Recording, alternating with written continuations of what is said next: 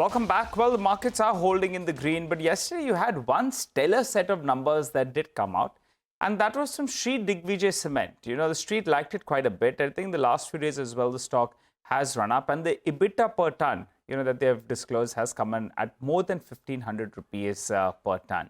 Mr. Anil Singhvi, the executive chairman at the company, joins us on the show. Hi, Mr. Singhvi. Good morning, and thanks so much for joining in.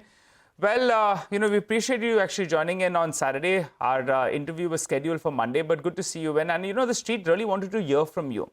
Because when you've come on the show before, we have been quizzing you. Sir, can you do 1,100 or 1,200 rupees? You said, let's push this aside, just smack it out of the park. You've done 1,500 rupees. The question is, what is the sustainable EBITDA per ton number from here on? Well, thank you so much for having me. I'm very glad you're now changing the tracks altogether. What is sustainable?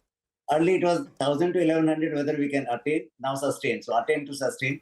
But let me answer this question very, very clearly. I think we have done a lot of work in last 4 years. We are very clear about our productivity, our cost controls, though the markets in terms of pricing hasn't favored much. So if the prices remain where they are, if they don't slide or if they improve, I think this 14 to 1,500 looks to me a sustainable EBITDA level for this company. So 14 to 1,500 per ton is a sustainable level. I just looked at a couple of things, Mr. Singhvi. One, your other expenses, they were down 33%. And secondly, your power and fuel costs did not fall. Can you explain this to us? Yeah, two things happened. During the last year, the same quarter, we had a shutdown of the kiln for the maintenance. So that's why the expenses that quarter were higher. And since we did not have in this quarter, the power and fuel, the comparative number will be actually adjusted for the inventories because we have produced almost about 300,000 tons of clinker, which was not grounded in the same quarter on that. So if you adjust for the inventory, power and fuel is much lower than what it was. So per ton basis, we are much lower than what we were in December 22. Got it. Okay. All right. Mr. Singhvi, so we're going with that 1,400 to 1,500 rupees per ton on the EBITDA front. You also had given us this volume guidance. I know you're almost at optimum levels, but I think, you were guiding for a growth of 7 to 8%, if I remember correctly, in terms of volume growth. Now, if you have to go by that, since you've grown by around 4.5% in the first 9 months, you'll have to do more than mid-teens growth in Q4. Do you want to revise the volume number for the year? No, I wouldn't hazard a guess on that, but we had a very lackluster November, as I mentioned in my press release as well. November was, as you know, was a full of Diwali and festival season. But I think the Gujarat market, for a variety of reasons, including Rajasthan elections, the labor went back and did not come back till such time the voting took place. So November was a bit of a disappointment for us, where we lost about 25 to 30,000 tons of cement sale during the last quarter. But I think we'll more than make it up in this quarter. So I'm not looking at revising big way, but maybe a % here and there, which doesn't change the scenario as far as profits are concerned. So volume growth will be around 6-7% then for the year? Yes. All right, 6 to 7% volume growth. You seem to have sold some stake in the company over the past few quarters. What explains that? Anyway, this is a personal decision. I think I'm here to explain what company has done. And let me also dwell on this matter that, when one looks at Digvijay Cement, it's the smallest company in the listed space. And fortunately, we had the results of the largest company in the cement space. Compare the two. In fact, that will give you a sense of that small also can be beautiful, small also can be smart. And I think this is what exactly we have done. According to me, my 40 years of experience, this vintage what it has produced in terms of clinker or what it has produced in terms of cost of production, I think it is the best profitability ever achieved by a vintage of 1984 kiln. So I would rather talk about the performance of this company, which was almost a written-off company. And I want to make one point very clear. Oftentimes, people talk about, cement companies and they are in favor or they are not in favor. I think there are three criteria where one should look at the cement company operations. One is per ton. Second is what is ROE, and third is what is ROC.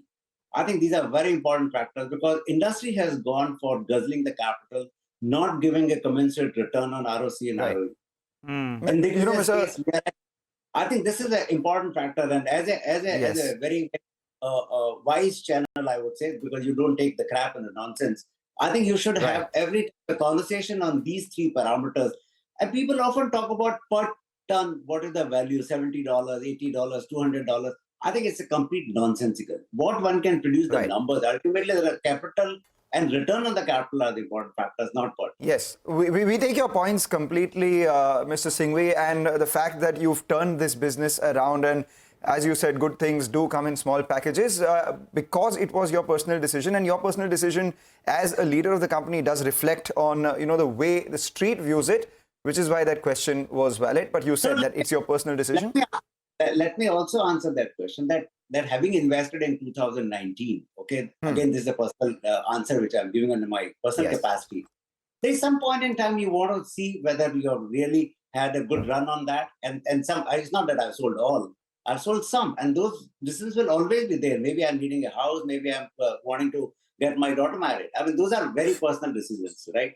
So one should not dwell on those. Right. Every individual shareholder has a right to take a decision on when to invest and when not to invest or to divest on that. All right, Mr. Singhvi, whatever you've booked it for, if it's something, I wish you the best in either if it's a personal or it's a family decision or it's a new house. Look forward to visit you as well someday. But you've not sold all of it. I recall, I think you had around 1.25 crore shares, right, in the company, and I think you've sold around 75 lakh. Yeah, that's right.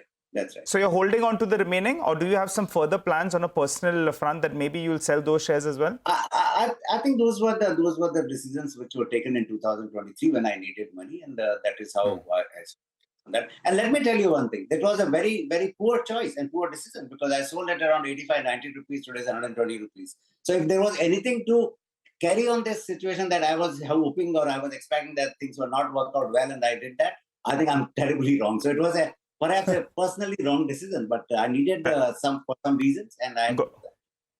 Good to you. Good to hear you being so candid, sir. You've been, Always. been in the, and we love it. So tell us about, True North. They are the PE who owns the company. What's happening? I know that in the area that you all are functioning only, there are a couple of units, a small 2 to 3 million units that are on the block. Some of them for years we've been hearing, but I believe now some of those promoter entities are coming to the table. But because of the nature of the PE business, they have already made so much of money. Are you all looking out as well? I believe there is some talk about that. Well, it's a right question, but to the wrong guy. So that is where I will stop because that answer can best be answered by True North, not by me. I'm running the company, I think, best of my ability and have demonstrated this that small is beautiful. A company which is written off can also get the best of the numbers in the industry on that. But so conversations are underway, right? Conversations are underway. No, perhaps not with you, but with True North. I have no idea, no clue. Perhaps you guys know always the street, and you are ahead of the curve. So perhaps you know something which I am not aware of.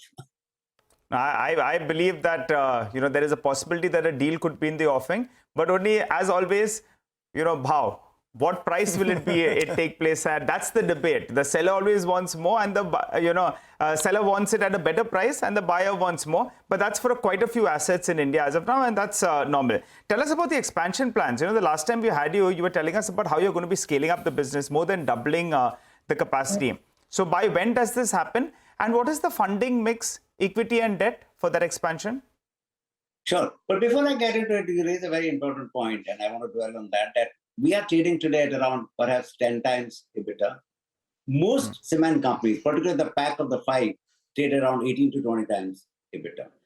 And as I mentioned to you, I think at the end of the day, it is EBITDA per ton, ROE and ROC. So I still think that we are undervalued. So that gives you the value or valuation.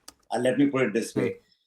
To your second thing that yes, expansion plans are on. I think if everything goes well, we should be up and operational by October to December 24 quarter.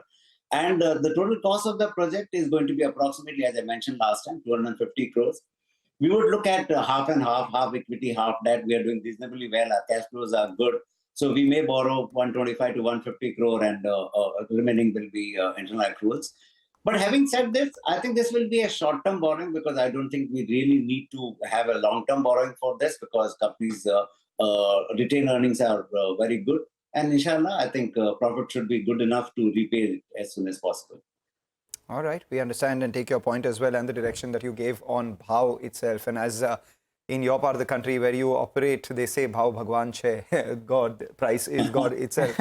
But, sir, very quickly before I let you go, am I wrong on that about, in your region itself, we had discussed, the other Sanghi Industries when that was on the block. But I believe a couple of other smaller units are on the block in your area, in your vicinity, maybe 200, 250 kilometers away. Is that correct? I focus only on the company. And it's a reward and return to the shareholders. Rest all is left to the buyer and the sellers. And demand on ground is looking very solid for the industry on the whole, or is there some signs of some kind of pullback? I think November was a bit of a disappointing month. Yes. December 15th onwards, it started picking up. And as we speak today, the demand is good. And getting into the elections, the central and state elections, I'm sure demand will remain reasonably good for next at least couple of quarters. And can push through a price increase? Sometime in January, has there been a price increase that's been taken? I don't think it is really the all India phenomenon, depending upon every reason that you have dynamics of the pricing coming in play. But as I mentioned to you, the prices have remained more or less static. In fact, when we talk about the pricing, let me tell you that cement prices, which I have tracked for 40 years, they have not risen even at the rate of inflation. So I don't know, oftentimes, why do we have this discussion and debate? In fact, this is the most competitive industry I have seen across. And the beauty lies in reducing the cost of production, and the companies have done extremely well.